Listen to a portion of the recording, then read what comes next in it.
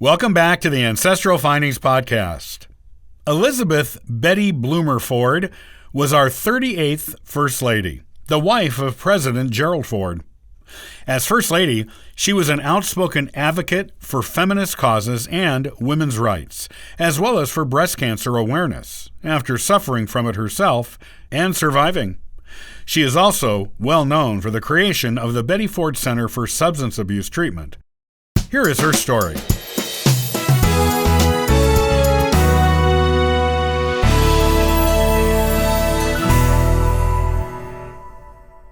The 38th First Lady of the United States, Elizabeth Ann Betty Bloomer Ford, was born on April 18, 1918, in Chicago, Illinois.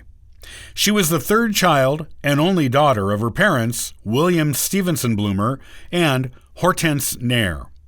Her father was a traveling salesman for the Royal Rubber Company, and her mother was a homemaker. After Betty's birth, her family moved to Denver, Colorado, and then to Grand Rapids, Michigan, where she spent the remainder of her childhood, graduating there from Central High School. The Great Depression began when Betty was 11 years old, and she helped her family earn extra money during this time by modeling clothes and teaching dance to younger kids. She was a dance student herself at the Kala Travis Dance Studio, from which she graduated in 1935. She was 16 years old when her father died of accidental carbon monoxide poisoning while working on his car in his garage. Even though the garage doors were open, him being under the car seems to have been the contributing factor. When he died, he was one day shy of turning 60 years old. 2 years after her father died, Betty graduated from high school and wanted to continue to study dance in New York City. However, her mother was against it and refused to allow it. So, Betty went to the Bennington School of Dance in Bennington, Vermont, for 2 summers, where she studied with some famous choreographers of the time. Eventually, one of these choreographers, Martha Graham, accepted Betty as a personal student, and Betty did move to New York City, where she lived in the Chelsea neighborhood of Manhattan, and worked as a fashion model to finance her dance instruction under Graham.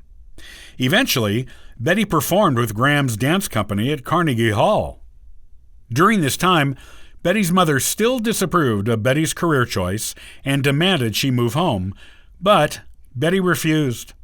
The two eventually compromised with each other, with Betty agreeing to move home to Michigan for 6 months, and if, after that time, she still wanted to move back to New York City to study dance, she could do that.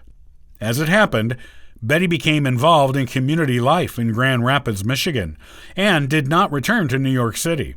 Instead, she got a job as an assistant to the fashion coordinator at a local department store, and created and taught her own dance troupe, as well as taught other dance classes in the Grand Rapids area. Betty got married in 1942 to William G. Warren, an insurance salesman she had known since she was 12. The marriage did not last long. Warren was an alcoholic and went into a coma from drinking just after Betty decided to file for divorce.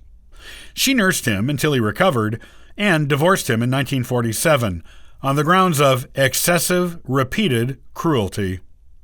Betty remarried the next year to Gerald Ford, a lawyer and World War II veteran she knew from Grand Rapids. At the time of their marriage, Gerald was campaigning for his first term in the U.S. House of Representatives. He asked Betty to delay their wedding until just before the election, as he did not know how the voters would respond to him marrying a divorced ex-dancer. After they were married, Betty and Gerald were happy together and were often described as the most openly affectionate presidential couple in history, once Gerald became president. They had 3 sons and a daughter together. Betty was by Gerald's side as he eventually became the highest-ranking Republican in the House, then was appointed vice president after Spiro Agnew resigned as Nixon's VP, then became president after the resignation of Richard Nixon.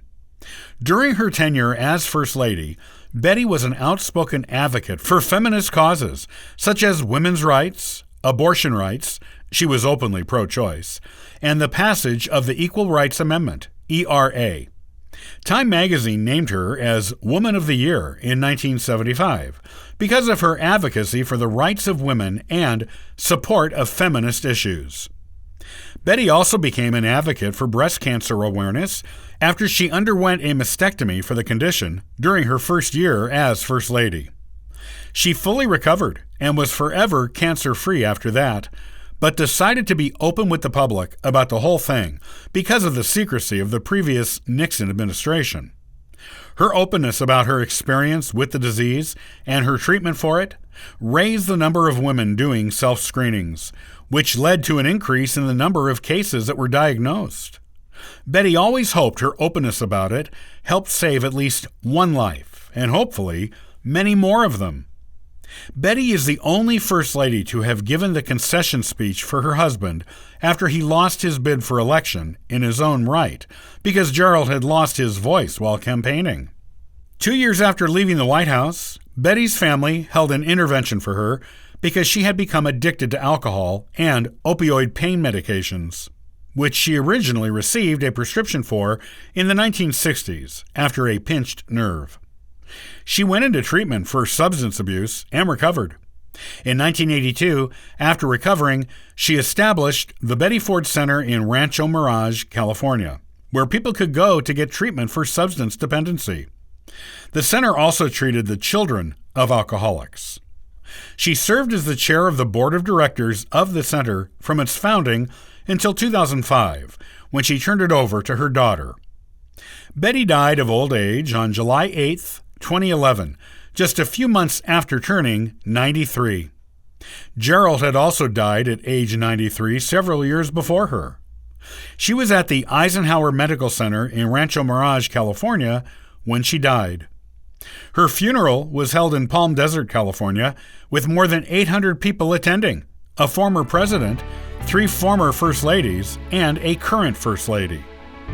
A second funeral was held in Grand Rapids, Michigan, and another former president, a former vice president, and another former First Lady attended that one. She was buried next to Gerald on the grounds of the Gerald Ford Museum in Grand Rapids, Michigan.